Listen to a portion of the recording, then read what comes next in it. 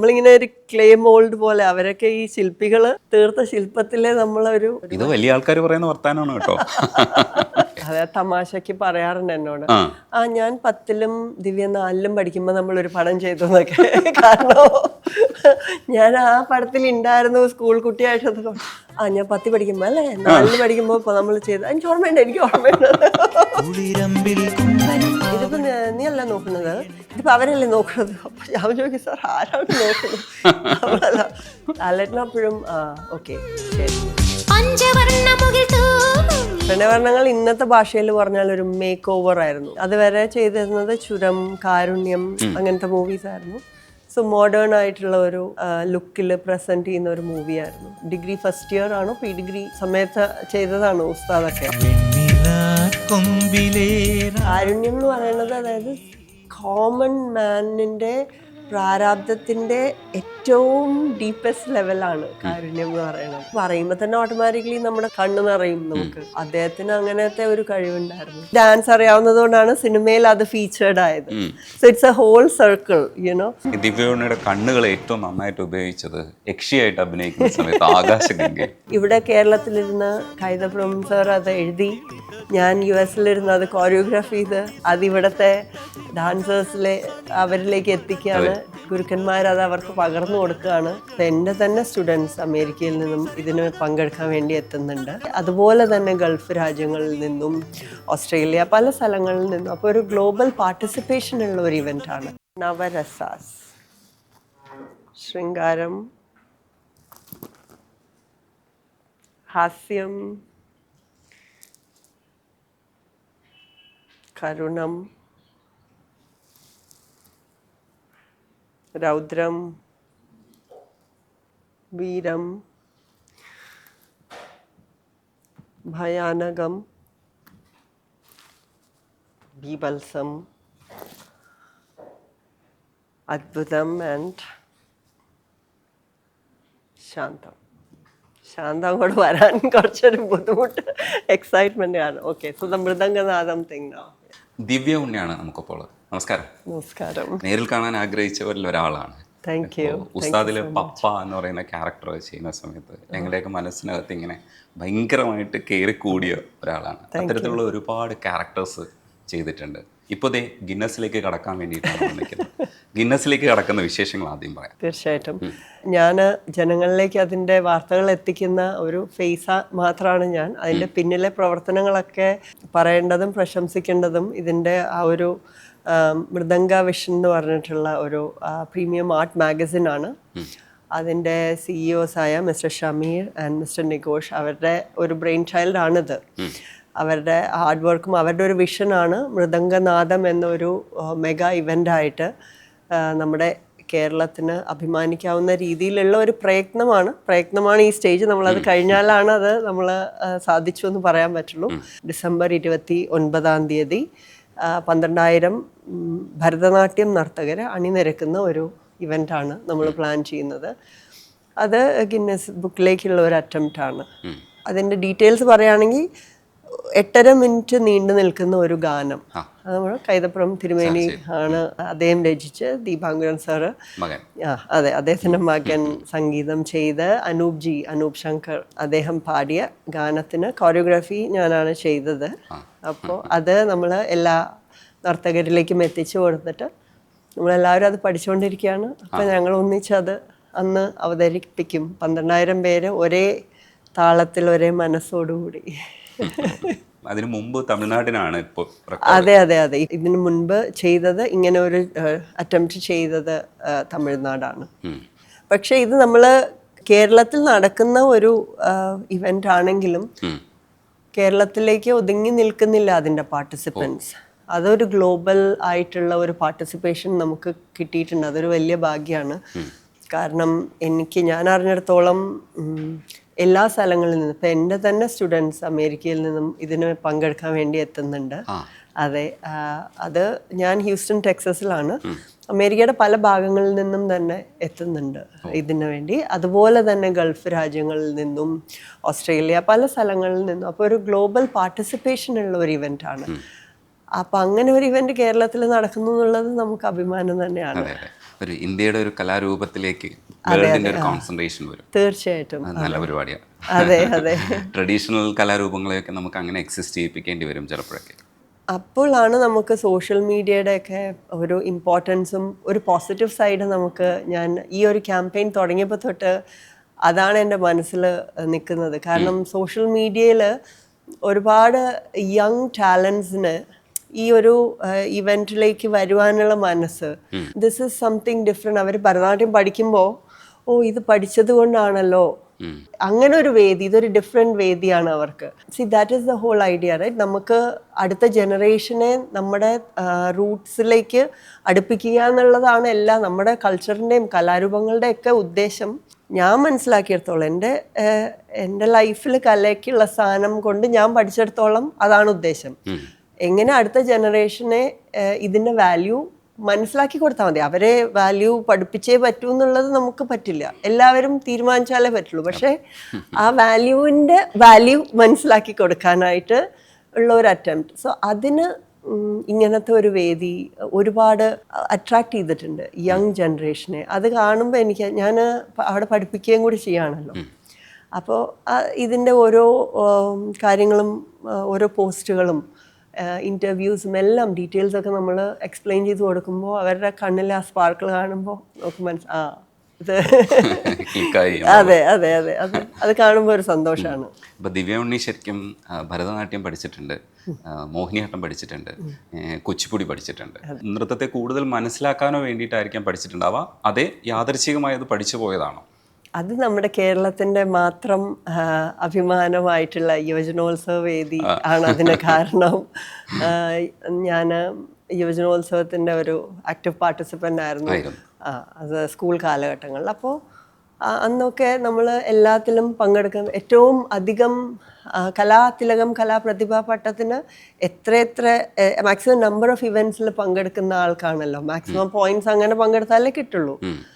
അപ്പോൾ ഡാൻസ് 3, പിന്നെ നാടോടി നൃത്തം, പിന്നെ കഥ, കവിത, പ്രസംഗം, അങ്ങനത്തെ എല്ലാം. അപ്പോൾ അതിൻ്റെ ഭാഗമായിട്ടാണ് ഭരതനാട്യത്തിലാണ് ഞാനും പഠിച്ചു തുടങ്ങിയത്. ആദ്യം ഭരതനാട്യമാണ്, നാടോടി നൃത്തം ഉണ്ടായിരുന്നു, പിന്നെ കുച്ചിപ്പുടി, മോഹിനിയാട്ടമൊക്കെ യൂത്ത് ഫെസ്റ്റിവലിൻ്റെ ഭാഗമായിട്ടാണ് പഠിച്ചു തുടങ്ങിയതെങ്കിലും അത് കണ്ടിന്യൂ ചെയ്തിരുന്നു കുറേ നാളുകളോളം. ഇപ്പം എനിക്ക് തോന്നുന്നു ഒരു 10-12 വർഷമായിട്ട് പഠിപ്പിക്കുമെല്ലാം, പക്ഷെ പെർഫോമൻസ് ഞാൻ ഭരതനാട്യം മാത്രമാണ് ചെയ്യുന്നത്. ഇതൊക്കെ ആവുമ്പോഴും ദിവ്യോണി ശരിക്കും സിനിമകളിൽ അത്രയും പോപ്പുലറായി നിന്നതുകൊണ്ടാണ് ഈ പരിപാടിയുടെ പോലൊരു ഫേസ് ആയിട്ട് ദിവ്യോണി വരുന്നത്. എന്ന് വെച്ചാൽ സിനിമയാണ് ദിവ്യ ഉണ്ണിയെ ഞങ്ങളിലേക്ക് ഇങ്ങനെ പതിപ്പിച്ചു വെച്ചിരിക്കുന്നത്. ഞാൻ ഈ തുടക്കത്തിൽ പറഞ്ഞതുപോലെ ഉസ്താദ് ഹോട്ടലിലെ പപ്പ എന്ന് പറയുന്ന ഒരു ക്യാരക്ടർ അന്ന് വരെ കണ്ടിരുന്ന നമ്മുടെ സഹോദര സ്നേഹവും അല്ലെങ്കിൽ സഹോദരിയോട് കാണിക്കുന്ന സ്നേഹവും കാണിക്കുന്നതിൻ്റെ ഒരു എക്സ്ട്രീം ലെവൽ രസകരമായി അനുഭവിപ്പിച്ചു. CBI മലയാളിൻ്റെ അസാധ്യമായിട്ടുള്ളൊരു സിനിമയാണ്. നിങ്ങൾക്കതൊരു എന്താ പറയുക, വെണ്ണില കൊമ്പിലെ രാപ്പാടി എന്ന് പറയുന്ന പാട്ട് വിദ്യാസാഗറിൻ്റെ മ്യൂസിക്കിൽ കിട്ടി. ആ പാട്ടൊക്കെ വരുന്ന സമയത്തൊക്കെ നമ്മുടെ കണ്ണൊക്കെ നനയനുണ്ടായിരുന്നു. കാരണം നിങ്ങൾ അവിടെ നിന്ന് പോവാ, ജസ്റ്റ് ഒരു കല്യാണമാണ്, പക്ഷെ ഡ്രാമ ക്രിയേറ്റ് ചെയ്തിരിക്കുന്നത് ഭയങ്കര രസമാണ്. അതിൽ തന്നെ ഡാൻസിന്റെ കുറെ പെർഫോമൻസ് ഉണ്ട്. ഉസ്താദാണല്ലോ, തബലയുടെ ഉസ്താദും കൂടെയാണ് അതിനകത്ത് അവതരിപ്പിക്കുന്നത്. ആ കൊറിയോഗ്രാഫി ഒക്കെ ചെയ്തത് ശരിക്കും കൊറിയോഗ്രാഫറുടെ സാമീപ്യം ഉണ്ടായിരുന്നു, അതേ സ്വന്തമായിട്ടായിരുന്നു? അത് കുറച്ച് നമ്മളെല്ലാവരും കൂടെ തന്നെയാണ്. വിനീത് ഉണ്ടായിരുന്നു. അപ്പോൾ നമ്മളെല്ലാവരും കൂടെ അന്നേരം ആ ഒരു സീനിന് അങ്ങനെ പ്രത്യേകിച്ച് കൊറിയോഗ്രാഫർ ഒന്നും ഉണ്ടായിരുന്നില്ല. സോങ്സിനുണ്ടായിരുന്നു. അത് നമ്മൾ ജസ്റ്റ് നമ്മളുടെ രീതിയിൽ തന്നെ മൂവ്മെന്റ്സ് ഒക്കെ എടുത്തത് അത്ര തന്നെ. വിനീതുമായിട്ടുള്ളതുണ്ട്, പിന്നെ ലാലേട്ടനുമായിട്ട് അതൊരു സീനാണ്, ഒരു പ്രാക്ടീസ് സീനാണ് എനിക്ക് ഓർമ്മയുണ്ടത്. അത് നമ്മൾ ഇല്ല, അതിന് പ്രത്യേകിച്ച് അങ്ങനെയൊന്നും ഉണ്ടാവില്ല. കുറച്ച് മൂവ്മെന്റ്സ് ഒക്കെ നമ്മൾ തന്നെ ചെയ്തതാണ്. ഈ പുള്ളിയുടെ ഒരു പ്രത്യേകത എന്ന് പറയുന്നത് എന്ത് ഇൻസ്ട്രുമെന്റ് വായിച്ചാലും ഈ പാദമുദ്രയിൽ ഇങ്ങനെ കൊട്ടിയിട്ട് പാടുന്നുണ്ട്. അത് ശരിക്കും ഏത് ഇൻസ്ട്രുമെന്റ് കൈ കൊടുത്താലും ഭയങ്കര രസമായിട്ട് വിരലുകൾ അത് നേരിട്ട് എക്സ്പീരിയൻസ് ചെയ്യുന്ന സമയത്തൊക്കെ എന്തായിരുന്നു അതിൻ്റെ ഒരു അനുഭവം? അതൊക്കെ എന്താ പറയാ, നമ്മൾ ചെറിഷ് ചെയ്യുന്ന മെമ്മറീസ് ആണല്ലോ. എസ്പെഷ്യലി ലാലേട്ടൻ്റെ കൂടെയൊക്കെ അഭിനയിക്കുക എന്ന് പറഞ്ഞാൽ അദ്ദേഹത്തിൻ്റെ കൂടെയുള്ള ആ സ്ക്രീനിൽ നമ്മൾ ഒന്നിച്ച് നിൽക്കുമ്പോൾ നമ്മളെ ഏറ്റവും കംഫർട്ടബിൾ ആക്കുക എന്നുള്ളതാണ്. ഞാനൊക്കെ എൻ്റെ ഡിഗ്രി സമയത്ത്, ഡിഗ്രി ഫസ്റ്റ് ഇയർ ആണോ ഡിഗ്രി സമയത്ത് ചെയ്തതാണ് ഉസ്താദൊക്കെ. അപ്പോൾ അത്രയും വലിയൊരു ആക്ടർ നമ്മളെ വളരെ എന്താ പറയുക, നമ്മളോട് വന്ന് സംസാരിക്കുന്ന രീതിയിൽ അത് ആ ഒരു കെമിസ്ട്രി നമ്മളായിട്ടൊന്നും ചെയ്തതല്ല. അദ്ദേഹത്തിൻ്റെ ഗ്രേറ്റ്നെസ്സും സിബി സാറിൻ്റെ പിന്നെ രഞ്ജിത്ത് സാറിൻ്റെ സ്ക്രിപ്റ്റ്, അത് അവരുടെ എല്ലാവരുടെയും ആ ഒരു ഗ്രേറ്റ്നെസ് നമ്മളിലൂടെ ജസ്റ്റ് ഒന്ന് റിഫ്ലക്റ്റ് ചെയ്തേ ഉള്ളൂ, അല്ലാണ്ട് there is nothing. Solo songs ഒരുപാട് കിട്ടിയിട്ടുണ്ട്. അതിലെല്ലാത്തിലും ചെറിയ രീതിയിലെങ്കിലും ഒരു ഡാൻസിന്റെ ഒരു പെർഫോമൻസിനെ എക്സ്പ്ലോർ ചെയ്തിട്ടുണ്ട്. എനിക്ക് തോന്നുന്നു ഒരുപക്ഷെ ദിവ്യ ഉണ്ണിക്ക് ഡാൻസ് അറിയാവുന്നത് കൊണ്ട് അങ്ങനെ തന്നെ സോളോ സോങ്സ് ചെയ്തതാണോ? അതേ സോളോ സോങ്സിന് വേണ്ടിയിട്ട് അങ്ങനെ കൊറിയോഗ്രാഫി ചെയ്യാം, അതെങ്ങനെയാണ് ആ സമയത്തൊക്കെ കമ്മ്യൂണിക്കേഷൻ നടന്നിരുന്നത്? അതാണ് ഇപ്പോൾ നേരത്തെ പറഞ്ഞില്ലേ, ഇപ്പോൾ ഇതിൻ്റെ ഒരു ഫേസ് ആയിട്ട് ഞാൻ വന്നത് സിനിമ ഉള്ളത് കൊണ്ട്. സോ അത് രണ്ട് സൈഡ്സ് ഓഫ് ഒരു കോയിനാണ് അത്. യൂത്ത് ഫെസ്റ്റിവൽ വേദികളിൽ നിന്ന് ഉള്ളത് കൊണ്ടാണ്, ആ ഒരു പ്രസൻസ് ഉള്ളത് കൊണ്ടും പത്രങ്ങളിൽ പടം വന്നതുകൊണ്ടും അങ്ങനെ ഒരു അറ്റൻഷൻ വന്നതുകൊണ്ടാണ് സിനിമയിലേക്ക് എത്തുന്നത്. ദെൻ സിനിമയിൽ അപ്പോൾ ഈ ഡാൻസ് അറിയാവുന്നത് കൊണ്ടാണ് സിനിമയിൽ അത് ഫീച്ചേർഡ് ആയത്. So it's a whole circle, you know. എനിക്ക് തോന്നുന്നു അതൊരു റീസൺ ആയിട്ടുണ്ട്. ഡാൻസ് അറിയാവുന്നത് കൊണ്ട് ഈസി ആയിട്ട് ഹാൻഡിൽ ചെയ്യും ഇങ്ങനത്തെ സോങ്സ് വന്നാൽ. അല്ലെങ്കിൽ ഒരു ജതി ഉണ്ടാവും, ഒരു സ്വരം ഉണ്ടാവും. കൊറിയോഗ്രാഫേഴ്സ് ആണെങ്കിലും വരുമ്പോൾ കുറച്ചും കൂടെ എക്സ്ട്രാ ആയിട്ടുള്ള ഇൻട്രിക്കേറ്റ് ആയിട്ടുള്ള മൂവ്മെന്റ്സോ അങ്ങനത്തെ ഒക്കെ തരാൻ മടിയില്ല, അവർക്ക് തരാൻ മടിയില്ല. അതൊക്കെ ഉണ്ട്, ശരിയാണ്. അത് കല്യാണ സൗഗന്ധികം കഴിഞ്ഞിട്ട് ഈ കാരുണ്യത്തിലേക്ക് വരുമ്പോൾ സത്യത്തിൽ കാരുണ്യം ലോഹിദാസിന്റെ ഒരു വലിയൊരു ശ്രമമാണ്. ആ കാലഘട്ടത്തിൽ അങ്ങനെ ഒരു സിനിമ, അങ്ങനെ ഒരു ത്രെഡൊക്കെ കൈകാര്യം ചെയ്യുക എന്ന് പറയുന്നത് കുറച്ചൊരു ബുദ്ധിമുട്ടുള്ളൊരു കാര്യമാണ്. കാരണം അച്ഛൻ മകൻ റിലേഷൻഷിപ്പിനകത്ത് വരുന്ന നമ്മൾ ചിന്തിക്കാത്തൊരു ആസ്പെക്റ്റിലുള്ളൊരു സംഗതി. അതിൽ എനിക്ക് തോന്നുന്നു ഭയങ്കര രസമുള്ള ഒരുപാട് ട്വിസ്റ്റുകളുണ്ട്. ഈ അയാള് പ്രേമത്തിൽ വിരഹഗാനം പാടിക്കഴിയുമ്പോഴാണ് അച്ഛൻ വന്ന് പറയുന്നത് നീ പോയിട്ട് അവളെ വിളിച്ചുകൊണ്ട് പോകാന്ന് പറയും. ഭയങ്കര രസമുള്ളൊരു പ്രേമഗാനം കഴിയുമ്പോൾ അങ്ങനെ ഒരു സാഹചര്യമൊക്കെ വരുന്നത് നമുക്കൊരു പുതിയ അനുഭവമായിരുന്നു. കാരുണ്യത്തിൻ്റെ ആ ഒരു കഥ പറച്ചിൽ രീതിയും പിന്നെ ലോകദാസിൻ്റെ ഒരു കഥ പറയാനുള്ളൊരു മിടുക്കുണ്ട്. സംവിധാനത്തിലേക്ക് വരുമ്പോൾ അത് കാണിച്ചു, അതിന് മുമ്പ് ഒരുപാട് കാണിച്ചിട്ടുണ്ട്. ആ ഒരു അറ്റ്മോസ്ഫിയറിൽ ലോകദാസ് സാറിനെയും ഒപ്പം കാരുണ്യം എന്ന് പറയുന്ന സിനിമയെ എങ്ങനെയാണ് നോക്കിക്കണ്ടത്? ഇപ്പോഴത്തെ പോലെ അന്ന് കഥ പറയലോ ഒരു ഡിസ്കഷനോ മുൻകൂട്ടി ഇരുന്ന് കഥ കേൾക്കലോ അങ്ങനെ ഒന്നും ഇല്ല. അറ്റ്ലീസ്റ്റ് ഞാൻ ചെയ്ത സമയത്ത് ഒരു പക്ഷേ ഉണ്ടായിരുന്നായിരിക്കാം. പക്ഷെ നമുക്കൊക്കെ ഇപ്പോൾ ലോഹി അങ്കിളിനെ പോലൊരു ഡയറക്ടർ വിളിക്കുന്നു, ദിവ്യ വർക്ക് ചെയ്യാമെന്ന് പറയുമ്പോൾ നമ്മൾ പിന്നെ അതിന് മേലെ ഒരു ചോദ്യമോ എൻ്റെ ക്യാരക്ടർ എന്താ, ഞാൻ എന്ത് ഒന്നുമില്ല. ലൈക്ക് ഞാൻ വർക്ക് ചെയ്തിരിക്കുന്ന, ഞാൻ എപ്പോഴും പറയും എല്ലാവർക്കും അത്ഭുതമാണ്, അങ്ങനെ ഇരുന്ന് കഥ കേട്ടിട്ട് വർക്ക് ചെയ്തിട്ടുള്ള ഒരു സിനിമയും ഉണ്ടായിട്ടില്ല. കഥ കേട്ടിട്ടില്ല. സ്റ്റാർട്ടിങ് ഫ്രം കല്യാണ സൗഗന്ധികം ടു ഭരതൻ സാറിൻ്റെ ആണെങ്കിലും സിബി സാറിൻ്റെ ആണെങ്കിലും വിനയൻ അങ്കിളിൻ്റെ, ലോഹി അങ്കിളിൻ്റെ എല്ലാം, സിദ്ദിഖ് സാറിൻ്റെ, നോ നമുക്ക് വർക്ക് ചെയ്യാം, ചെയ്യാം, ഈ ഡേറ്റ് ആണ്, ഓക്കെ ശരി, കോസ്റ്റ്യൂം ട്രയലിന് ആളെ വിളിക്കും, like that's it. Then location, day 1 scene, അത് കഴിഞ്ഞിട്ട് ഇന്നതൊക്കെ ഇപ്പം ഇതെങ്ങനെയാണല്ലോ എന്ന് പറഞ്ഞു തരും. അപ്പോൾ ആദ്യത്തെ ദിവസത്തിലാണ് കഥ അറിയണേ സത്യമായിട്ടും. കാരുണ്യം എന്ന് പറയുന്നത് അതായത് കോമൺ മാനിൻ്റെ പ്രാരാബ്ധത്തിൻ്റെ ഏറ്റവും ഡീപ്പസ്റ്റ് ലെവലാണ് കാരുണ്യം എന്ന് പറയുന്നത്. എല്ലാവരും ഇങ്ങനെ അടക്കി പിടിച്ചിട്ടുള്ള ക്യാരക്ടേഴ്സ് എല്ലാം ഇങ്ങനെ മനസ്സിലിങ്ങനെ അടക്കി പിടിച്ചിട്ടാണ് എല്ലാ ഡയലോഗ് ഡെലിവറിയും എല്ലാം. മുരളി അങ്കിൾ, ജയറാമേട്ടൻ, എല്ലാവരും ഇങ്ങനെ എന്താ പറയുക, ബിഗ് പില്ലേഴ്സാണ്. സോ അവരുടെയൊക്കെ മുമ്പിൽ നമ്മൾ വളരെ സട്ടിലായിട്ട് അഭിനയിക്കണം. ആൻഡ് ദെൻ 2 സെക്ഷൻ ഉണ്ട്. ഫസ്റ്റ് ഹാഫ് പ്രണയമാണ്, പിന്നെ സെക്കൻഡ് ഹാഫ് അഡ്ജസ്റ്റിങ്ങും ടോളറേറ്റിങ്ങും അങ്ങനത്തെ ഒരു ഇതിലേക്ക് പോകും. ഈ ഇന്ദു എന്ന് പറയുന്ന ക്യാരക്ടർ ഞാൻ എൻജോയ് ചെയ്തിരുന്നു. അത് നമുക്കൊരു ക്ലാസ് റൂം പോലെ ആയിരുന്നു. ഞാൻ അത് എൻ്റെ പ്രിപ്പറേഷനോ മെത്തേഡോ ഒന്നും ഉണ്ടായിരുന്നില്ല. അദ്ദേഹം പറഞ്ഞു തരുന്ന രീതിയിൽ തന്നെ ഒന്ന് ആലോചിച്ച് നോക്കി, അത് അങ്ങനെയാണ്. അപ്പോൾ ഇയാൾ പറയുന്നത് എന്താണെന്ന് വെച്ചാൽ എന്നൊക്കെ പറഞ്ഞിട്ടാണ് പറയുന്നത്. സോ അത് പറയുമ്പോൾ തന്നെ ഓട്ടോമാറ്റിക്കലി നമ്മുടെ കണ്ണ് കുറച്ചൊന്ന് ഗ്ലിറ്ററി ആവും, ലൈക്ക് കണ്ണ് നിറയും നമുക്ക്.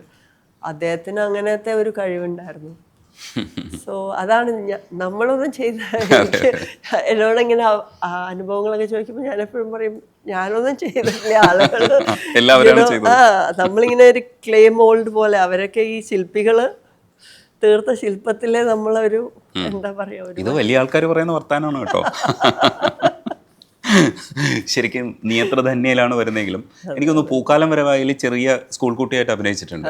ആ പൂക്കാലം വരവായിലുള്ള ജയറാമേട്ടനാണ് പിന്നീട് നായികയായിട്ട് കാരുണ്യത്തിൽ വരുമ്പോൾ അത് അത്തരത്തിലുള്ള ചില രസങ്ങൾ ഉണ്ടാവുന്ന ഭയങ്കര രസമല്ലേ? അതെ, തമാശക്ക് പറയാറുണ്ട് എന്നോട്, ഞാൻ 10ലും ദിവ്യ 4ലും പഠിക്കുമ്പോൾ നമ്മളൊരു പടം ചെയ്തു എന്നൊക്കെ. കാരണം ഞാൻ ആ പടത്തിൽ ഉണ്ടായിരുന്നു സ്കൂൾ കുട്ടിയായിട്ട്. ഞാൻ 10 പഠിക്കുമ്പോ അല്ലേ 4ല് പഠിക്കുമ്പോ നമ്മൾ ചെയ്ത് എനിക്ക് ഓർമ്മയുണ്ട്. അതുപോലെ ചില ഭാഗ്യങ്ങൾ കിട്ടുന്നത് ഭരതൻ സാറിൻ്റെ ഒരു സിനിമയിൽ അഭിനയിക്കാൻ കഴിയാന്ന് പറയുന്നത് ഏതൊരാളുടെയും ഈ കാലഘട്ടത്തിൽ അന്ന് കൊമേഴ്സ്യലൈസേഷൻ്റെ ഭാഗമായിട്ട് പല പടങ്ങളും വീണുപോയപ്പോഴും ഇന്ന് കൾട്ട് ഫിലിംസാണ് ഭരതനും പത്മരാജനും ഒക്കെ ഇന്ന് നമ്മൾ ആവർത്തിച്ച് കാണുന്ന സിനിമകൾ, യങ്സ്റ്റേഴ്സ് ആഘോഷിക്കുന്ന പാട്ടുകളും ഒക്കെ ഉള്ളതാണ്. ചുരത്തിൽ അഭിനയിക്കാൻ കഴിയാന്ന് പറയുന്നത് ഒരു ഭാഗ്യമല്ലേ? അങ്ങനെയല്ലേ നമ്മളതിന് വിലയിരുത്തുന്നത്? തീർച്ചയായിട്ടും. അത് അന്ന് മാക്ട, അമ്മ അവരുടെയൊക്കെ ഓരോ ആനുവൽ പ്രോഗ്രാംസ് ഉണ്ടാവും. അപ്പം മാക്ടയുടെ ഒരു താരസംഗമം എന്ന് പറഞ്ഞിട്ടൊരു പ്രോഗ്രാമിനാണ് എൻ്റെ ഫസ്റ്റ് ഷോട്ട് കല്യാണ സൗന്ദര്യത്തിലെ ലളിതാൻ്റിയുടെ കൂടെയാണ്. അന്ന് തുടങ്ങിയ ആ ഒരു ബോണ്ടാണ് ലളിതാൻ്റിയായിട്ട്. അപ്പം നമ്മൾ ദേവരാഗമൊക്കെ കണ്ടിട്ട് എനിക്ക് ശ്രീദേവി മാം എന്ന് പറഞ്ഞാൽ ജീവനാണ്. അപ്പം ഞാനതൊക്കെ കണ്ടിട്ട് ഞാനിങ്ങനെ വെറുതെ ലളിതാൻ്റിയെ വിളിച്ചിരുത്തിയിട്ട് എന്താ പറയുക ചോദിച്ചുകൊണ്ടിരിക്കും ഇങ്ങനെയാണ് അങ്ങനെയാണ്. അപ്പോൾ ആ ഭരതേട്ടനെ ഞാൻ പരിചയപ്പെടുത്തി അങ്ങനെ സാറിനെ ലളിതാൻ്റി പരിചയപ്പെടുത്തി തന്നു ഇവൻ. So then next word that came out was നമുക്ക് ചെയ്യാട്ടോ ഒരു പടം അങ്ങനെ. സോ ഞാനും ഓക്കെ. അപ്പം ഞാൻ കല്യാണ സൗന്ദര്യം വർണ്ണപ്പായിട്ട് ചെയ്തിട്ടേ ഉള്ളൂ. ബട്ട് ദെൻ ആഫ്റ്റർ 2 മൂവീസ് കഴിഞ്ഞപ്പോൾ സാറ് വിളിച്ചു. And then Churam happened. അതാണ് it was all meant to be. അതുകൊണ്ടാണ് അതൊരു എന്താ പറയുക ഒരു യൂണിവേഴ്സിറ്റിയിൽ പോയി പഠിക്കുന്ന എക്സ്പീരിയൻസ് ആയിരുന്നു. അന്ന് എത്രത്തോളം അത് മനസ്സിലായി എന്ന് എനിക്കറിയില്ല. പക്ഷെ now when I look back ഒരുപാട് സോ മെനി ലെസൺസ് ലേൺഡ് ആണ്. ഈ പാട്ടുകളെ കുറിച്ച് പറയുമ്പോൾ വർണ്ണപ്പകിട്ടിൽ മാണിക്കക്കല്ലായി മേഞ്ഞു മെനങ്ങിയ മാമണി കൊട്ടാരം അതിൻ്റെ പാട്ടിൻ്റെ സ്റ്റൈലും വിദ്യാസാഗർ സോങ് ആണ്. പാട്ടിൻ്റെ സ്റ്റൈലും ഓക്കെയാണ്, എന്നാൽ അതിൻ്റെ വിഷ്വലൈസേഷനും രസമായിരുന്നു. നായകനും നായികയും കൂടെ ഒരേ നായകൻ നായികയെ തന്നെ ഒളിഞ്ഞു നോക്കുന്ന വേറൊരു നായികയും അല്ലെങ്കിൽ വേറെ 2 പേര്. അതന്ന് ആ സോങ് എഡിറ്റ് ചെയ്ത് വന്നതിന് ശേഷമാണോ മനസ്സിലാക്കിയത്? ഷൂട്ട് ചെയ്യുമ്പോൾ തന്നെ പറഞ്ഞിരുന്നോ? ഇല്ല, അതാ ശശി സാറിന്റെ മാജിക് ആണ്. ഇതിപ്പോ നീ അല്ല നോക്കുന്നത്, ഇതിപ്പോ അവരല്ലേ നോക്കുന്നത്. അപ്പൊ ഞാൻ ചോദിക്കും സാർ ആരാണ് നോക്കുന്നത്? അല്ലെപ്പോഴും ഓക്കെ ശരി എന്ന് പറഞ്ഞിട്ട് പിന്നെ അവസാനം ഞാൻ വിചാരിക്കും ഇത് നമ്മളിപ്പോൾ ആരാ നോക്കണേ, അവരെന്താ ഇങ്ങോട്ട് വരണേ. Then it all made sense song കണ്ടപ്പോൾ. അതൊരു ഭാഗ്യമല്ല ഐ വി ശശി സാറിന്റെ സിനിമയിൽ അഭിനയിക്കാൻ കഴിയുക. ഫ്രണ്ട്സിലേക്ക് വരുമ്പോൾ പോപ്പുലർ സിനിമകളുടെ ഭാഗമാണ് ദിവ്യ ഉണ്ണി ആ സമയത്തൊക്കെ. അപ്പോൾ ഫ്രണ്ട്സും ഭയങ്കര സൂപ്പർ ഹിറ്റ് ആവുന്ന മെഗാ ഹിറ്റ് ആവുന്ന ഒരു പടമാണ്. സിദ്ദിഖ് ലാലിന്റെ സംവിധാനം മാത്രമല്ല, എൻ്റെ ആർട്ടിസ്റ്റുകൾ എന്നൊക്കെ പറയുന്നത് വേറെ ലെവൽ ഓഫ് ആർട്ടിസ്റ്റുകളാണ്. എല്ലാം കിടില. ഊമക്കത്തെഴുത്തുകാരി ഉമ എന്നാണ് ശ്രീനിവാസൻ ചേട്ടൻ ആ സമയത്ത് പറയുന്നൊരു ഡയലോഗ് ഇപ്പോഴും ഓർമ്മയുണ്ട്. ഉമ ശരിക്കും ഭയങ്കര ഒരു ഹൈപ്പല്ലായിരുന്നോ? ഈ പടങ്ങളൊക്കെ പറയുമ്പോഴും അത്തരം ചില ടീമുകളുടെ കൂടെ ചെയ്യാൻ പറ്റുന്നതൊരു ഭയങ്കര സന്തോഷം. തീർച്ചയായിട്ടും. ജയറാമേട്ടനും ഞാനും കൂടെ ഏതാണ്ട് 5 or 6 പടങ്ങൾ ചെയ്തിട്ടുണ്ട് അതിനു മുമ്പ്. സോ ജസ്റ്റ് ആ ഒരു കാസ്റ്റിങ്ങിന്റെ വിഷൻ തന്നെ to have me as a sister, അത് തന്നെ വാസ് ഡിഫറെൻറ്റ്. പക്ഷെ നമ്മൾ സിദ്ദിഖ് സാർ പറഞ്ഞു ഇതാണ് ക്യാരക്ടർ. ആൻഡ് അവിടെ പോയി കുറേ നല്ല സീൻസ് ശ്രീനിയേട്ടൻ്റെ കൂടെ ഒരു ഹോൾ സിനേറിയോ ഉണ്ട്. ഇങ്ങനെ കൈനറ്റിക്കിൽ പോയി അവിടെ പോയി ഇവിടെ പോയി സ്പീഡിൽ പോയി അതൊരു വലിയൊരു സെക്ഷൻ ഉണ്ടല്ലോ. അത് ബസ് സ്റ്റോപ്പിലേതോ ഫ്രണ്ട് അങ്ങനെ. സോ രസമായിരുന്നു അതൊക്കെ എല്ലാവരുടെയും. പക്ഷെ എനിക്കെല്ലാം ഓർമ്മയുണ്ട്. ലൈക്ക് ഓരോരുത്തരുടെ രീതികളും അവർ തന്ന എക്സ്പീരിയൻസും ഒക്കെ വളരെ ക്ലോസ് ടു ഹാർട്ടാണ്. അതിൽ തമാശകളൊക്കെ ഇത് റീവാച്ച് ചെയ്യാറുണ്ടോ? ജഗതി ചേട്ടൻ്റെ ആണി പറയും പറയുന്ന സാധനത്തിൽ ഭയങ്കര രസമുള്ള ഒരുപാട് മൊമെന്റ്സ് ഉണ്ട് ആ പടത്തിലും. ഈ സിനിമയെക്കുറിച്ച് സംസാരിച്ചാൽ തീരാത്ത ഒരുപാട് സിനിമകളിൽ ഇതേപോലെയുള്ള ക്യാരക്ടേഴ്സ് ചെയ്യുന്നുണ്ടായിരുന്നു. പക്ഷെ ആ സമയത്തും പഠിത്തം മുന്നോട്ട് കൊണ്ടുപോകുന്നുണ്ടായിരുന്നു. ചെറിയ കുട്ടിയായിരുന്നല്ലോ വരുമ്പോൾ. ഒരു പാമ്പറിംഗ് ഒക്കെ സെറ്റിൽ നിന്ന് കിട്ടിയിട്ടുണ്ടാവും. പഠിക്കാനൊക്കെ അത്തരത്തിലുള്ളൊരു പഠിക്കാനൊക്കെ പരീക്ഷകൾക്ക് തിരിച്ച് പോവുക, ഒറ്റപ്പാലത്ത് ഷൂട്ട് ചെയ്യുക, തിരിച്ചിവിടെ വന്ന് മിഡ് ടേം എക്സാം എഴുതിയിട്ട് പോവുക, അതിനുവേണ്ടി ഉച്ചവരെ ഷൂട്ടിംഗ്, വേറെ സീൻസ് പ്ലാൻ ചെയ്യാതെ, അങ്ങനത്തെ ഒക്കെ കാര്യങ്ങളൊക്കെ ഉണ്ടായിരുന്നു. ഫസ്റ്റ് പടം കല്യാണ സൗഗന്ധ്യത്തിൽ വരുന്നത് അതും വലിയൊരു ടീമാണ്. ജഗതി ചേട്ടൻ ഉൾപ്പെടെയുള്ള ആൾക്കാർ, കലാഭവൻ ചേട്ടൻ, ഇതെല്ലാവരും കൂടെ ഉള്ളൊരു സീനിലേക്ക് വരുമ്പോൾ എങ്ങനെയായിരുന്നു ഫസ്റ്റ് എക്സ്പീരിയൻസ്? എങ്ങനെയായിരുന്നു? വിനയനങ്ങളാണ് പറഞ്ഞത് ഇങ്ങനെ നമുക്ക് അതിന് മുമ്പ് ഞാൻ അദ്ദേഹത്തിൻ്റെ ഒരു സീരിയൽ ചെയ്തിട്ടുണ്ട് ദൂരദർശന് വേണ്ടിയിട്ട്. അപ്പോൾ അറിയാം, അപ്പോൾ ട്രൈ ചെയ്യാം എന്ന് പറഞ്ഞിട്ട് അങ്ങനെ പോയതാണ്. 2 ദിവസം കഴിഞ്ഞിട്ടാണ് ഓക്കെ ഫൈനൽ നമ്മൾ ചെയ്യുന്നു എന്നുള്ള രീതിയിൽ 10ാം ക്ലാസ്സിൽ പഠിക്കുമ്പോഴാണ് ചെയ്തത്. അത് പാമ്പേർഡ് ആയിരുന്നു, കാരണം ആ ഒരു ന്യൂ ഫേസും ഇത്രയും ആളുകൾ അത് ആ കുട്ടി ചെയ്യട്ടെ എന്നുള്ള രീതിയിൽ ഒരു കംഫർട്ടിലാണ് നിന്ന് ചെയ്തത് ഫുൾ സിനിമ. ജഗതി ചേട്ടനൊക്കെ എങ്ങനെയായിരുന്നു? ജഗതി അങ്കിളുടെ കൂടെയുള്ള സീൻസ് എനിക്കിപ്പോഴും ഓർമ്മയുണ്ട്. ജസ്റ്റ് ചെറിയ എന്താ പറയുക, സ്പേസ് ഇട്ട് പറയുക, മോഡുലേഷൻ, അങ്ങനത്തെ കാര്യങ്ങളൊക്കെ നമുക്കൊക്കെ സർപ്രൈസ് ആയിരുന്നു. കാരണം നമ്മൾ ഈ സിനിമകളിൽ കാണുമ്പോൾ ഇവർ നമ്മളെ ചിരിപ്പിക്കുമ്പോഴും, പക്ഷേ ഇവരെ വർക്ക് സ്പേസിൽ ഇവരുടെ ഫോക്കസ്ഡ് ഫേസ് അല്ലേ നമ്മൾ കാണുന്നത്. സോ അതൊക്കെ കുറച്ച് ഡിഫറെൻ്റ് ആയിരുന്നു. പക്ഷേ എല്ലാവരും വളരെ എന്താ പറയുക, വെൽക്കമിങ് ആയിരുന്നു. എല്ലാം യൂണിവേഴ്സിറ്റികളുടെ കൂടെയാണ് വർക്ക് ചെയ്തിട്ടുള്ളത്. KPSC ലളിത ചേച്ചി ആണെങ്കിലും. അപ്പോൾ അത്തരത്തിലുള്ളത് ഒരുപാട് അനുഭവങ്ങൾ കിട്ടുമല്ലോ. ഈ പ്രണയവർണ്ണങ്ങളിൽ ഒത്തിരി സ്വപ്നങ്ങൾ എന്ന് പറയുന്ന പാട്ടിലാണ് ദിവ്യനെ കാണിച്ചുകൊണ്ടാണ് ആ സിനിമ തുടങ്ങുന്നത് തന്നെ. അത് ഒരു വേറൊരു മെഗാ ഹിറ്റാണ് ശരിക്കും പറഞ്ഞു കഴിഞ്ഞാൽ. വിദ്യാസാഗർ സാറിൻ്റെ സോങ്ങുമാണ്. അപ്പോൾ ഇത്തരത്തിലുള്ള പടങ്ങളിലൊക്കെ ഇത്തരം സോങ്സ് ഒക്കെ കിട്ടുന്നത് ഭയങ്കര രസമാണ്. പക്ഷേ ഈ സോളോ സോങ്സിൽ ഈ പറയുന്നത് പോലെ ആൾക്കാരെ പിടിച്ചിരുത്താൻ ദിവ്യനെ കഴിയും എന്നുള്ളത് കൊണ്ടായിരിക്കാം വീണ്ടും സോളോ സോങ്സ് ഉപയോഗിച്ചിട്ടുണ്ട് പാട്ടുകൾ. ഇപ്പോൾ മറോർത്തൂർ കനവിൽ അവിടെ ഇവിടെ ഓടി നടക്കുന്ന പിള്ളേരുമായിട്ടുള്ളൊരു സോങ് ഇല്ലേ, അതും രസമായിട്ട് അഭിനയിച്ചിട്ടുണ്ട്. ഒരുപക്ഷെ ഈ പ്രണയവർണ്ണങ്ങൾ ഇന്നത്തെ ഭാഷയിൽ പറഞ്ഞാൽ ഒരു മേക്ക് ഓവർ ആയിരുന്നു എന്ന് വെച്ചാൽ മോഡേൺ ആയിട്ടുള്ള ഒരു വേഷത്തിലേക്ക് വരുന്നതായിരുന്നു. അതുവരെ ചെയ്തിരുന്നത് ചുരം, കാരുണ്യം അങ്ങനത്തെ മൂവീസ് ആയിരുന്നു. സോ മോഡേൺ ആയിട്ടുള്ള ഒരു ലുക്കിൽ പ്രസന്റ് ചെയ്യുന്ന ഒരു മൂവിയായിരുന്നു. ആ മൂവിക്കാണ് ആദ്യമായിട്ട് ഒരു കോസ്റ്റ്യൂം ട്രയലൊക്കെ എൻ്റെ ഓർമ്മയിലുള്ളത്. വേറെ ഒന്നിനും അതിന് മുൻപും അതിന് ശേഷമൊന്നും അങ്ങനെ നമ്മൾ ചെയ്തിട്ടില്ല. സോ അതും സിബി സാറിൻ്റെ ഒരു വിഷൻ, ഇത് ദിവ്യക്ക് ചേരും എന്നുള്ളത്. അല്ല, അത് നന്നായിട്ട് ചേർന്നു. അങ്ങനെ തന്നെ ഞങ്ങളുടെ മനസ്സിൽ കൊണ്ടുവന്നില്ലേ. കാരണം മറ്റേ ആളുടെ ക്യാരക്ടർ, മഞ്ജുവാരിയുടെ ക്യാരക്ടർ എന്ന് പറയുന്നത് വളരെ പാവമായിട്ടുള്ള എന്ന് കരുതുന്ന ഒരു ക്യാരക്ടർ, ഇവിടെ എന്ന് പറഞ്ഞാൽ ഭയങ്കര എക്സ്ട്രോവർട്ട് ആയിട്ടുള്ള ഒരാൾ. ഇത് രണ്ടും കൂടെയുള്ള മിക്സിങ്, അതിനകത്ത് വരുന്ന കുറേ ടെസ്റ്റുകൾ, പക്ഷെ അത് നന്നായിട്ട് വരുന്നുണ്ടായിരുന്നു. ആ സിനിമയൊക്കെ തിയേറ്ററിൽ കാണുമ്പോൾ എന്തായിരുന്നു ഒരു ഫീല്? ഓർമ്മയുണ്ടോ തിയേറ്ററിൽ കണ്ടത്? ഉണ്ട്. തിയേറ്ററിൽ പോയി തന്നെയാണ് എല്ലാം കണ്ടിട്ടുള്ളത്.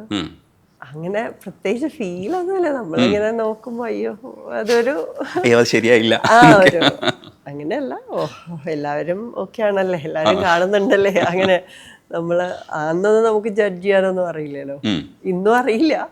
ഇന്ന് മക്കളൊക്കെ സിനിമ കാണുന്ന സമയത്ത് സിനിമ കാണുന്നുണ്ടാവില്ല, ത്രൂ ഔട്ട് സോങ്സ് ഒക്കെ ആയിരിക്കും ചിലപ്പോൾ കാണുക. അപ്പോഴൊക്കെ അവരുടെ ഒപ്പീനിയൻ പറയാനുള്ള പ്രായത്തിലേക്ക് വരുന്നേ ഉള്ളൂ. പക്ഷെ എന്താണ് പറയാ, ഇല്ല, അവരിപ്പോഴും അവരുടെ സൈഡിൽ നിന്നുള്ള ചിന്താഗതികളാണ്. ഇത് ഹോംവർക്ക് ചെയ്തതിന് ശേഷമാണോ പോയി അഭിനയിച്ച്, അതായത് അവരുടെ റൂൾ ബ്രേക്ക് ചെയ്യുന്നുണ്ടോ, അവരെ ഇപ്പോഴത്തെ അനുഭവിപ്പിക്കുന്നതൊക്കെ ഞാൻ അനുഭവിച്ചോ എന്നുള്ളതാണ്. അമ്മ ഇത് ചെയ്തപ്പോൾ ഹോംവർക്ക് ഉണ്ടായിരുന്നോ, അമ്മ എങ്ങനെ ഹോംവർക്ക് ചെയ്തു, അത്ര എത്തിയിട്ടുള്ളൂ, അതിൻ്റെ മേലേക്ക് ആയിട്ടില്ല. ഇടയ്ക്ക് നൃത്തത്തിലേക്ക് തിരിച്ചു വന്നാൽ ഇപ്പോൾ ഭരതനാട്യം എന്ന് കേൾക്കുമ്പോൾ എൻ്റെ മനസ്സിൽ മൃണാളിനി സാരാഭായി, പിന്നെ രുക്മിണി ദേവി ആരുണ്ടെങ്കിൽ ഇങ്ങനെയുള്ള പേരുകളാണ് കേട്ടിട്ടുള്ളത്. പക്ഷേ ഒരു കാലഘട്ടത്തിൽ ദാസിയാട്ടം എന്ന് വിളിച്ചിരുന്നത് ഇങ്ങോട്ട് കൺവേർട്ട് ചെയ്ത് അവർ ഒരുപാട് തരത്തിലുള്ള പ്രവർത്തനങ്ങൾ നടത്തിയിട്ടാണ് ഈ തരത്തിലുള്ള ഒരു ഷോയിലേക്ക് നമ്മൾ വന്നത്.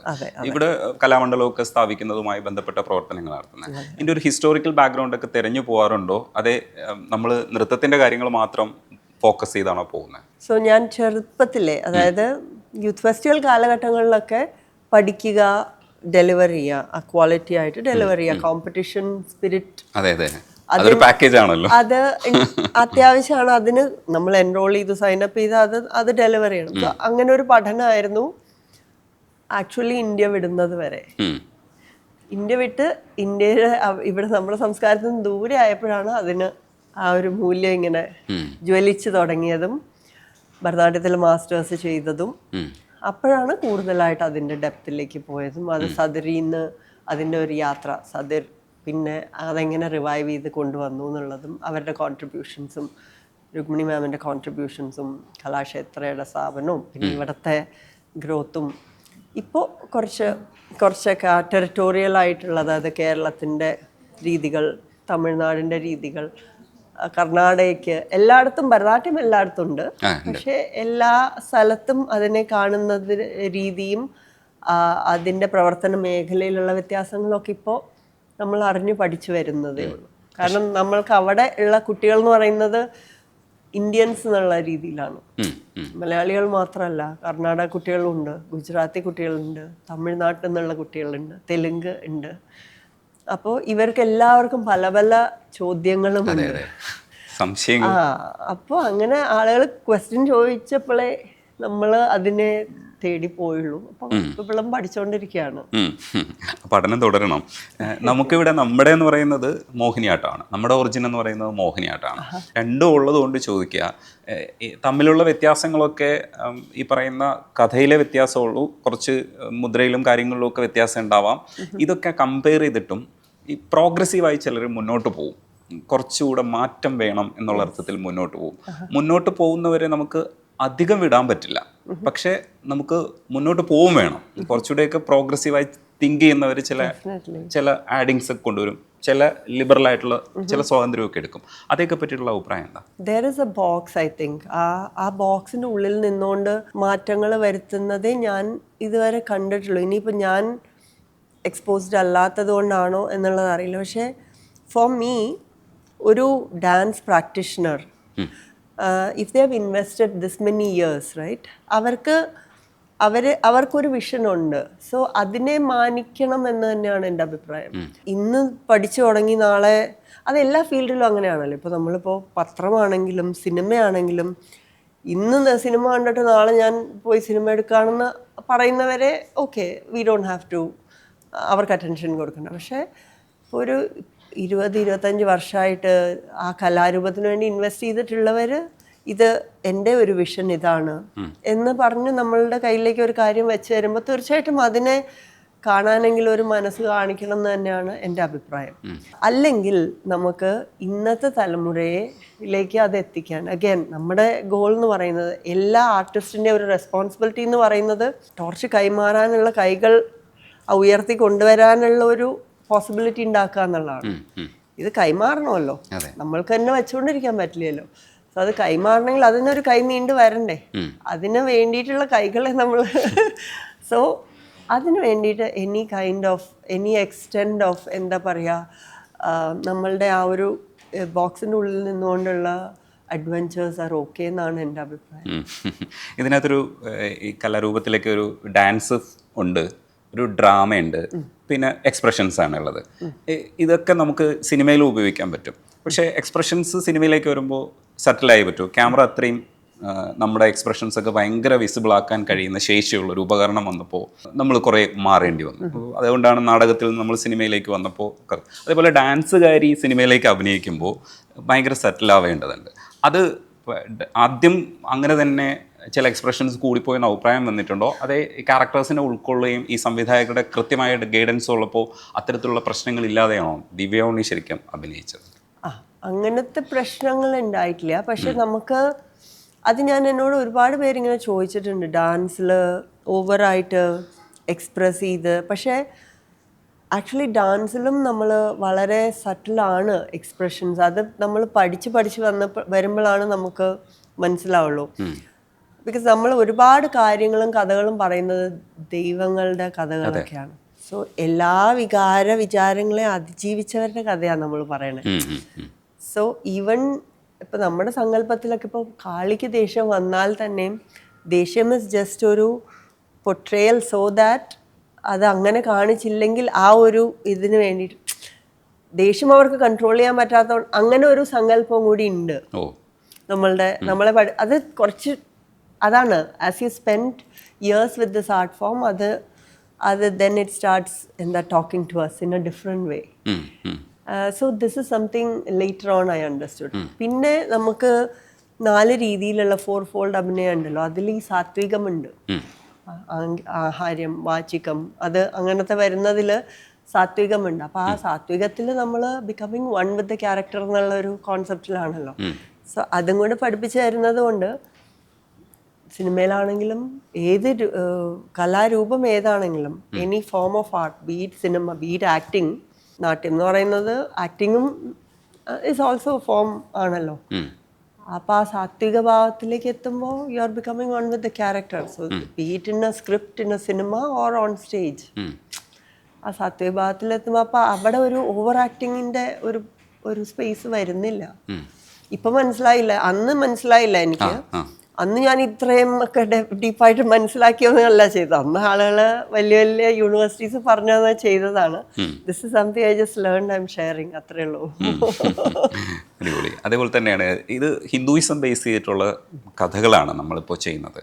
അതെപ്പോഴെങ്കിലും ഒരു തരത്തിൽ കുറച്ച് കൂടുതൽ ആൾക്കാരെ കൂടെ ഇതിനകത്തേക്ക് ഇൻകോപ്പറേറ്റ് ചെയ്യണം, ഇല്ലെങ്കിൽ ഇൻവോൾവ് ചെയ്യണം എന്ന് പറയുന്ന ചിന്തയിൽ എവിടെയെങ്കിലുമൊക്കെ അത് കല്ലുകടിയെ വന്നിട്ടുണ്ടോ? അങ്ങനെ ഇതൊരു ട്രഡീഷണൽ ഒരു സാധനമാണ്. അപ്പോൾ അത് ബേസ് ചെയ്തിരിക്കുന്നത് ഹിന്ദുയിസോ ബുദ്ധിസോ ഒക്കെ ബന്ധപ്പെട്ടുള്ള കുറച്ച് സംഗതികളൊക്കെയാണ്.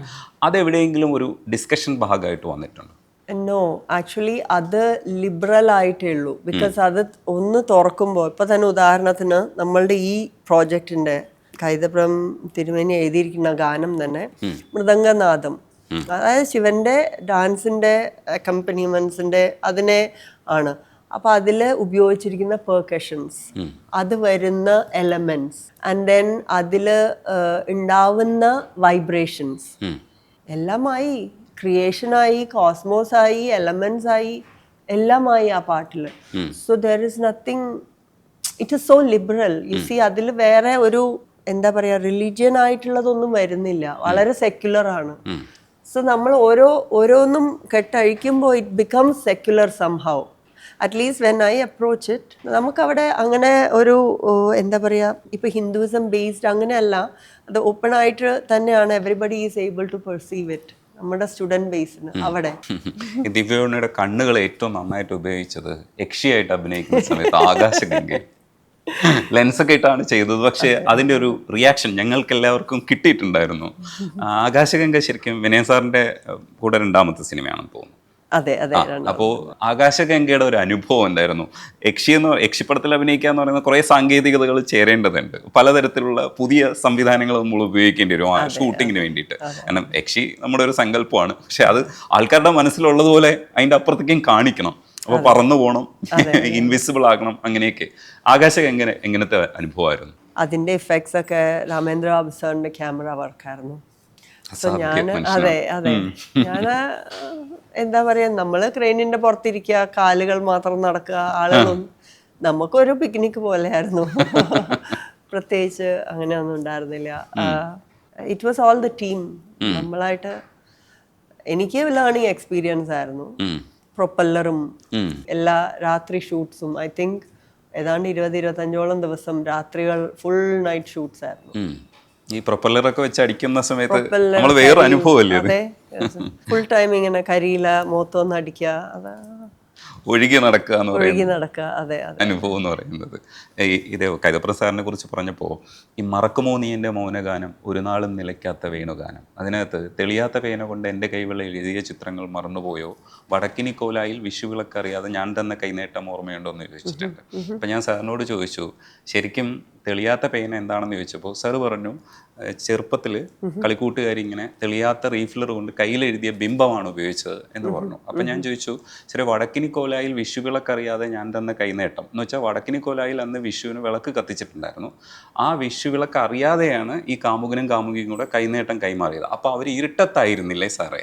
അങ്ങനെയാണെങ്കിൽ ഈ പ്രേമത്തിൻ്റെ സങ്കല്പങ്ങളിൽ ഈ കൈപിടിച്ചിരിക്കുന്ന സമയത്ത് കാമുകനും കാമുകിയും കൂടെ ഇപ്പോൾ ദൂരേക്ക് നോക്കിയിരിക്കുമ്പോഴും ഐയെന്നോ എല്ലെന്നോ യു എന്നോ ഒക്കെ കയ്യിൽ എഴുതിയാൽ രണ്ടുപേർക്കും സെൻസ് ചെയ്യാൻ പറ്റുമോ അത് വെച്ചിട്ട്? അപ്പൊ വിരലല്ലേ സാറേ എന്ന് ചോദിച്ചു. അത്രയും ആവാം എന്ന് പറഞ്ഞു. സാർ ഭയങ്കര രസമായിട്ട് പാട്ട് എഴുതുന്ന ഒരാളാണ്. ഇതും കൈതപ്രം ആണല്ലോ ഇത് എഴുതിയെന്ന് അറിഞ്ഞപ്പോ സന്തോഷം ഉണ്ടാക്കിയ. അതെ, ഞാനും എനിക്കും ഒരുപാട് നാളുകൾക്ക് ശേഷം വന്നൊരു ഭാഗ്യമാണ് അദ്ദേഹത്തിന്റെ എന്താ പറയാ, പേന കൊണ്ട് എഴുതിയ വരികൾക്ക് കോറിയോഗ്രാഫി ചെയ്യാന്നുള്ളത്.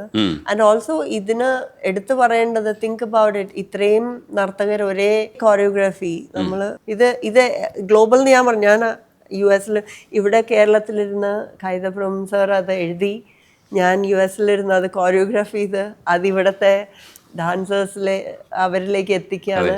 ഗുരുക്കന്മാരത് അവർക്ക് പകർന്നു കൊടുക്കുകയാണ്. സോ അത് കലയുടെ ശക്തിയാണ്. മൃദംഗനാദം എന്ന് പറയുന്നത് ആ ഒരു നാദം ഇനിയും ഇനിയും ഉയർന്നു കേൾക്കാൻ പോകുന്നത് അത് അത്രയും അത്രയും നർത്തകരിലൂടെയാണ്. സോ ഇതൊക്കെ നമുക്ക് കല തരുന്ന ഭാഗ്യമാണ്. That's the only reason. ഇതിപ്പോൾ ഡാൻസ് ആണോ സിനിമയാണോ എന്നുള്ളതല്ല, അത് to be, I don't think നമ്മൾ we get to choose to be an artist. Artist ആവണമെങ്കിൽ art has to choose us. ഇല്ലെങ്കിൽ അല്ലേ, ഐ ഡോണ്ട് തിങ്ക് നമ്മളിപ്പോൾ ഞാൻ നാളെ തൊട്ട് I'm going to be, I don't think it has to come. നമ്മളെ തിരഞ്ഞെടുത്താലേ പറ്റുള്ളൂ. സോ അതൊക്കെ ഭാഗ്യമാണ്. സോ ജസ്റ്റ് വെരി ബ്ലെസ്ഡ്, അത്രേ ഉള്ളൂ. ക്ലീഷേ ചോദ്യമാണെങ്കിലും ചോദിക്കാതിരിക്കാൻ വയ്യ. സിനിമ എന്തായാലും സ്ക്രിപ്റ്റ് ഒക്കെ കേൾക്കുന്നുണ്ടാവോ? എന്നാണ് അഗൈൻ ഞാനിനി ഇന്ന് നാളെ സിനിമ ചെയ്യുന്ന സെയിം തിങ്, റൈറ്റ്? രണ്ടിനും ഒരേ ആൻസറാണ്. നാളെ ഞാൻ സിനിമ ചെയ്യുന്ന പറഞ്ഞാൽ എനിക്ക് അങ്ങനെ പറയാം. It has to come, everything has to line up. Lineup ആയാൽ തീർച്ചയായിട്ടും. അപ്പോൾ ഗിന്നസിലേക്ക് എത്തട്ടെ, കൂടുതൽ സിനിമ ചെയ്യാനും കഴിയട്ടെ, താങ്ക് യു. ഡാൻസും കാര്യങ്ങളുമായിട്ട് മുന്നോട്ട് പോട്ടെ. നന്ദിയുണ്ട് സംസാരിക്കാൻ. Thank you. നമസ്തേ.